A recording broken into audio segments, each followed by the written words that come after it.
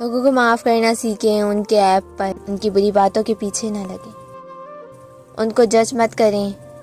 हम इंसान से मोहब्बत सिर्फ तब ही कर सकते हैं जब हम उनको जज करना छोड़ दें।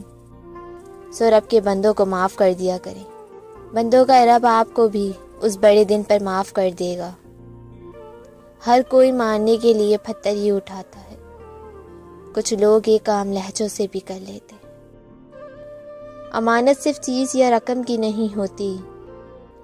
अगर कोई अपने जज्बात और एहसासात बयान करे तो इसमें भी खयानत ना करे। हम किस चीज़ को मोहब्बत समझते हैं? सिर्फ लेने को, वक्त हो, वफा हो, तवज्जो हो, अहमियत हो, हमें ही मिलनी चाहिए। हम कब्जा करने को, अपनी मर्जी चलाने को, अपनी बातें मनवाने को मोहब्बत का नाम देते हैं।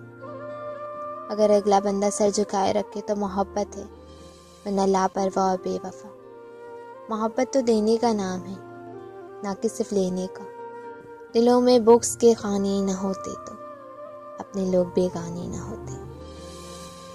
खुशियाँ पराई होती हैं, सब में बांट दी जाती हैं। हम सिर्फ अपने होते हैं, इसलिए दिल में रखने पड़ते हैं।